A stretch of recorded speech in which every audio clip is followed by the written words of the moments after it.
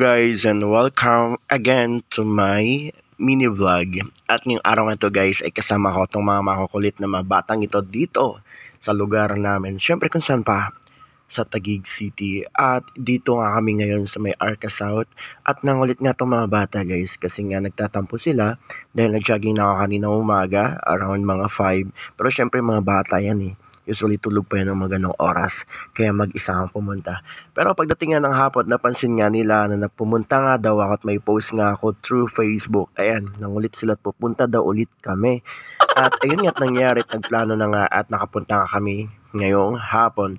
Usually guys, hapon yan. Parang umaga lang, no? Naglakad-lakad nga muna kami dito guys. At syempre yung mga batang mga kulit nga medyo ang dami din makakilala. Siguro mga classmates nila o di kaya ay mga kasama nila dun sa schools. At syempre, habang naglalakad kami, ang dami nga pwedeng gawin dyan na makikita nyo guys. Syempre, ang highlight naman is yung mga bikers.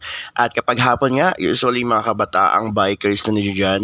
At kapag umaga naman, yung mga seniors belike na natin na mga bikers naman, usually mga lolo't lola na. Pero syempre, tambay muna kami dito habang nagpaplano nga ng next destinations namin. At napag-usapan nga nila Johan at ni Kiro Boy na gusto niya pumunta dun sa may court at may dala-dala nga kami yung bola. Kaso sabi ko sa nila, parang imposible na nakapaglaro kayo dun kasi nga Sunday at alam ko marami din mga kabataan naglalaro doon.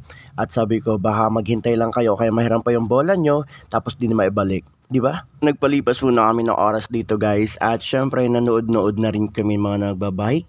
At ang dami rin yung mga nagbabike dito talaga sa Arca South. At dapat alisto ka rin kasi baka mamaya bigla na lang dumating dyan yung taong babangga sa'yo tapos lalayasan ka at di ka tutulungan para bumangon.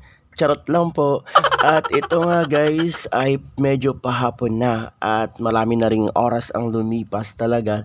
At tambay muna kami dyan habang nagkikwentuhan din itong mga bata dito sa may gilid ko kung ano-anong pinag-uusapan na di naman importante. Kung nga pala kami mapunta dito guys sa Arca South ay pinabilang ko muna sila, dapat sila ay 8 kasi pag may nagkulang yari na, kailangan ako maghanap at para hindi naman ako mayari sa mga magulang nito. At ayan, naglakad-lakad ulit kami dyan banda sa may gilid at binidyohan ko na rin nga yung taas kasi napakaganda ng langit. Ikaw lang naman yung hindi. Joke lang po. At sinalubong ko na nga si Johan, si Bijan at syempre yung aking nag-iisang inaanak.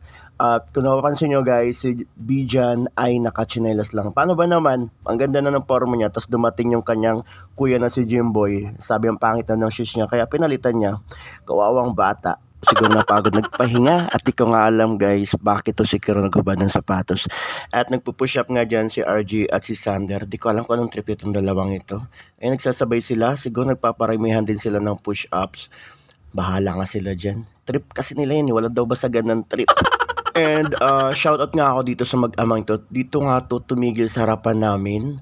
At itong batay pa suyap-suyap naman sa akin. Siguro nakakita siya ng gwapo. At ayan nga guys, nag-uusap nga sila at pinag-uusapan nila at nakimarites na rin ako. Sabi ng ama niya, saan punta natin? At ang bata naman ay nagsasalita, sobrang liit ng boss, di ko alam kung saan. Basta nababad trip siya, hindi niya yata gusto yung next na pupuntahan nila ng tatay niya. Wala naman siya magawa kasi nakaangkas siya.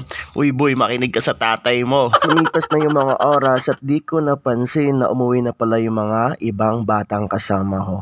At may nakapagsabi na si Johan daw ay nahanap ako at binalikan ako dun sa kinakaupuan ko. Pero nakauwi na pala.